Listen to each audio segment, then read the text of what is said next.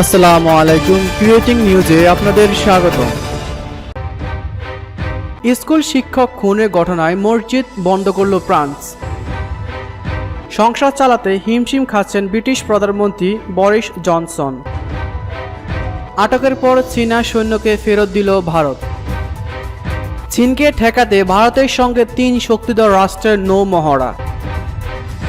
ইসলাম মুসলমানদের আক্রমণ করার ম্যাক্রো নীতি, বলছেন এরদোগান। ইসরায়েলের দূতাবাস খুলতে আমিরাতের অনুরোধ। কঙ্গোর কারাগার থেকে পালিয়েছেন 1300 বন্দী।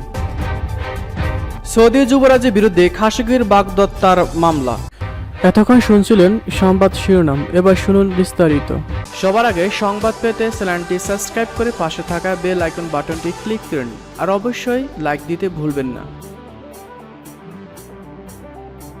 ফ্রান্সে একটি স্কুলে চুরি হামলায় এক শিক্ষক নিহতের ঘটনার পর ইসলামপন্থীদের বিরুদ্ধে শুরু হওয়া পুলিশি অভিযানের মধ্যে রাজধানী প্যারিসের উপকণ্ঠে একটি মসজিদ সাময়িকভাবে বন্ধের নির্দেশ দিয়েছে কর্তৃপক্ষ। প্যারিসের উপকণ্ঠে উত্তরা পশ্চিম অঞ্চলে একটি শহরতলির এই গ্র্যান্ড মসজিদ ফেসবুকে একটি ভিডিও শেয়ার করেছিলেন শিক্ষক স্যামুয়েল ফ্যাটি খুন হওয়ার আগে।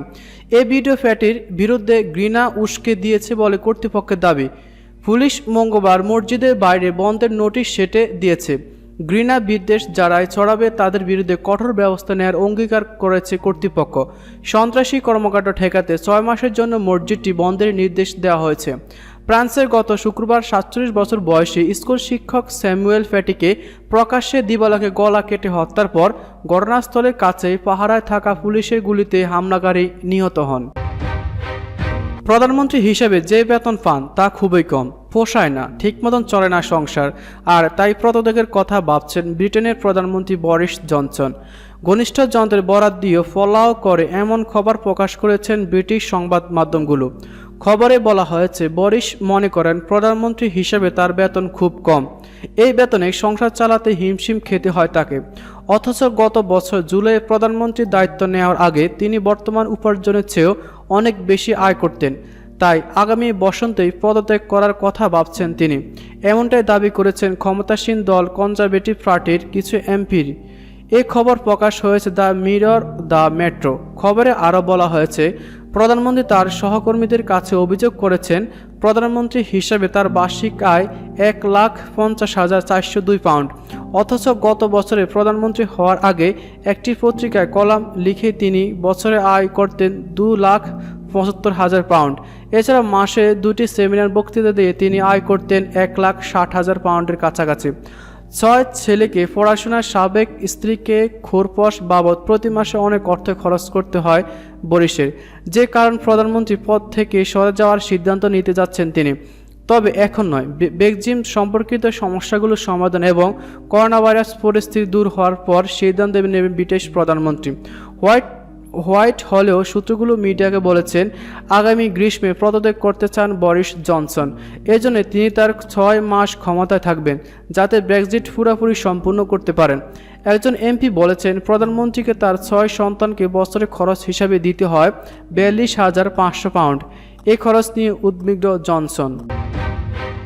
চীনের এক সৈন্যকে আটক করার পর ফেরত দিয়েছে ভারত। পথভ্রষ্ট হয়ে সীমান্তে অতিক্রম করে ফেলায় ওই সৈন্যকে লাদাখের চুমার ড্যামচক এলাকা থেকে আটক করে ভারতীয় বাহিনী। বুধবার সকালে তাকে চীনা কর্তৃপক্ষের কাছে হস্তান্তর করা হয়েছে। চীনের সামরিক বাহিনী সংবাদপত্র পিপলস লিবারেশন আর্মি ডেইলির বরাতে এ তথ্য জানিয়েছে বার্তা সংস্থা রয়টার্স। সোমবার রাতে চীনের একজন কর্মকর্তা এক বিবৃতিতে বলেছেন, স্থানীয় এক পশুপালককে তার চমড়ি গায়ে ফিরে পেতে সাহায্য করার সময় ওই সৈন্য হারিয়ে যায়। চীনা এই সৈন্যকে লাদাখের চুমার ড্যামচক এলাকা থেকে আটক করা হয়েছে এবং তাকে কর্পোরাল ওয়াং ইলা লং বলে শনাক্ত করা হয়েছে। সোমবার এমনটি জানিয়েছে ভারতীয় সেনাবাহিনী। যথাযথ প্রক্রিয়া মেনে প্রতিষ্ঠিত প্রটোকল অনুযায়ী আটক সৈন্যকে চীনের সেনাবাহিনীর কাছে ফেরত দেওয়া হবে বলে জানিয়েছেন তারা। পরে ওই সৈন্যকে মঙ্গলবার রাতে ফেরত দেওয়া হয়েছে বলে জানায় ভারতীয় গণমাধ্যম। চীনের সঙ্গে উত্তেজনার মধ্যেই আগামী মাসে মালাবার নৌ মহড়ায় যুক্তরাষ্ট্র, জাপান ও ভারতের সঙ্গে নৌ মহড়ায় অংশ নেবে অস্ট্রেলিয়া। এই সামরিক নৌ মহড়াটি ভারতীয় উপকূল, আরব সাগর ও বঙ্গোপসাগর উপকূলে অনুষ্ঠিত হওয়ার কথা রয়েছে। সোমবার ভারতের পক্ষ থেকে আনুষ্ঠানিকভাবে আমন্ত্রণ জানানো হয়েছে অস্ট্রেলিয়াকে। কাতার ভিত্তিক সংবাদ মাধ্যম আল জাজিরা জানিয়েছে 2007 সালের পর নভেম্বরের শেষ দিকে প্রথমবারের মতো ভারত, যুক্তরাষ্ট্র ও জাপানের সঙ্গে নৌ মহড়ায় অংশ নেবে অস্ট্রেলিয়া। অর্থাৎ পুরো কোয়াড বা কোয়াড্রিলাটারাল সিকিউরিটি ডায়ালগ এর অংশগ্রহণ হবে এই মহড়ায়। এই মহড়াটি এমন সময় অনুষ্ঠিত হচ্ছে যখন চীন ও অস্ট্রেলিয়া কূটনৈতিক বিরোধ চলছে। এছাড়া যুক্তরাষ্ট্রের সঙ্গে বাণিজ্য নিয়ে বিরোধ রয়েছে চীনের। সেই সঙ্গে ভারতের সঙ্গে সীমান্ত নিয়েও উত্তেজনা দ্বন্দ্ব চলছে।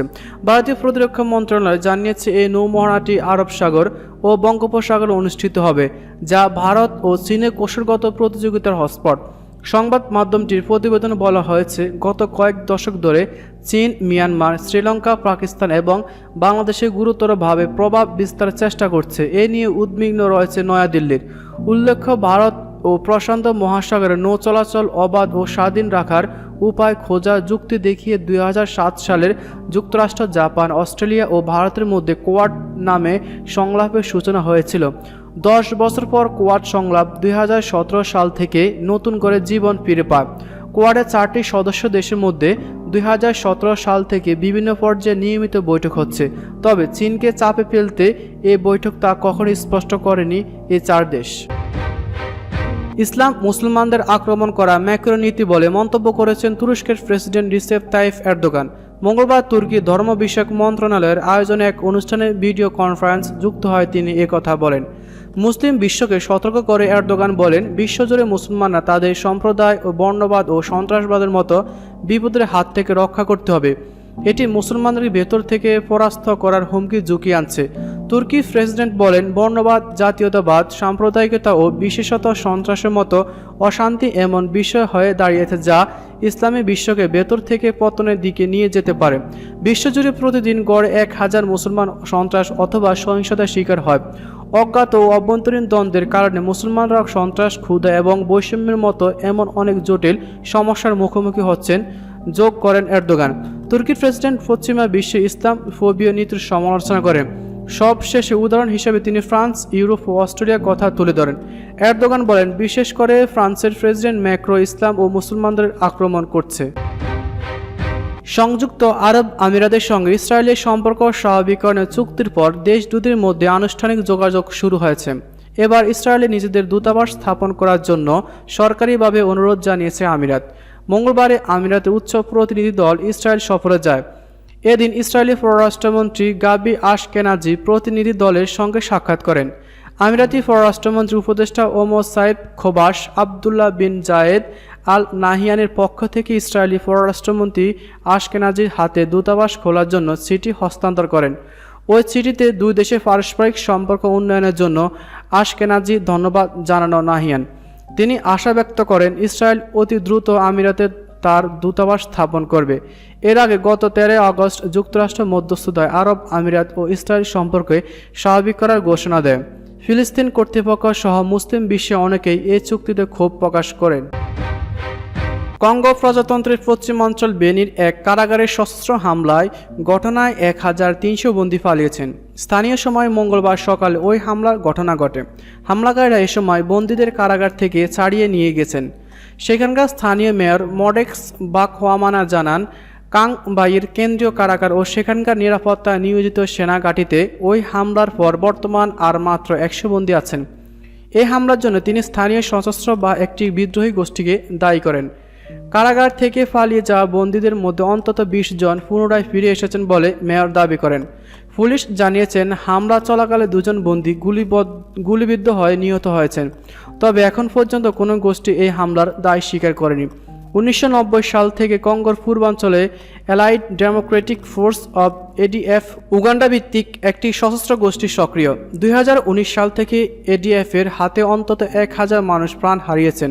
এই গোষ্ঠীকে দমনে সেখানে একাধিক সেনা অভিযানও চালানো হয়েছে। কঙ্গোতে 2017 সালে একবার এমন হামলা হয়েছিল। সেবারও প্রায় একই সংখ্যক বন্দী পালিয়ে গিয়েছিল। সৌদি আরবের যুবরাজ মোহাম্মদ বিন সালমান ও অন্যান্য কর্মকর্তার বিরুদ্ধে মার্কিন আদালতে মঙ্গলবার মামলা করেছেন নিহত সাংবাদিক জামাল খাশোগির বাগদত্তা খাদিজা সেনজিৎ। এতে বছর দুয়েক আগে ইস্তাম্বুলের সৌদি কনসুলেট নৃশংস হত্যাকাণ্ডের শিকার হওয়ার ঘটনায় ক্ষতিপূরণ দাবি করা হয়েছে। যুক্তরাষ্ট্র ভিত্তিক এই লেখককে হত্যার ঘটনায় যুবরাজ মোহাম্মদ ও আরও 28 ব্যক্তির কাছে ক্ষতিপূরণ দাবি করেছে তুর্কি নাগরিক খাদিজা ও মানবাধিকার সংস্থা democracy for of Arab world. খাশোগিকে হত্যার ঘটনায় ব্যক্তিগত আহত ও অর্থনৈতিক ক্ষতিগ্রস্ত হওয়ার দাবি করেছেন খাদিজা। আর DATBWN বলেছেন এটি প্রতিষ্ঠাতা ও কেন্দ্রীয় ব্যক্তিকে হত্যা করায় তাদের কার্যক্রম এই অভিযান বাধাগ্রস্ত হয়েছে। ওয়াশিংটন পোস্ট পত্রিকার খবর অনুযায়ী মঙ্গলবার এক ভিডিও কনফারেন্স খাদিজা DATBWN জানায় যে খাশোগি হত্যায় দায়ী যুবরাজ মোহাম্মদকে যেন যুক্তরাষ্ট্রের যে কোনো আদালতে বিচার আওতায় আনা হয়, সে লক্ষ্যে মামলাটি করেছেন তারা। এক বিবৃতিতে এই তুর্কি নারী বলেন, জামাল বিশ্বাস করত আমেরিকার যে কোনো কিছুই সম্ভব, তাই বিচার এ জবাবদিহিতার জন্য আমিও আমেরিকার নাগরিক আইনের ওপর আস্থা রাখছি।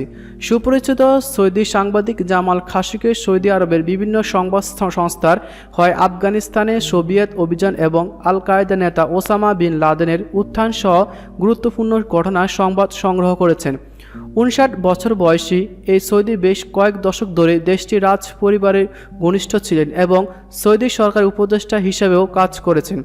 2017 সাল থেকে তিনি আমেরিকায় স্বেচ্ছা নির্বাসনে যান। সেই সময় থেকে তিনি ওয়াশিংটন পোস্টে যুবরাজ মোহাম্মদ বিন সালমানের কার্যক্রম সমালোচনা করে প্রতি মাসে কলাম লিখতেন। 2017 সালের সেপ্টেম্বর তার প্রথম কলামে তিনি যুবরাজের বিরোধিতা করার জন্য গ্রেপ্তার হতে পারেন বলে আশঙ্কা প্রকাশ করেছিলেন।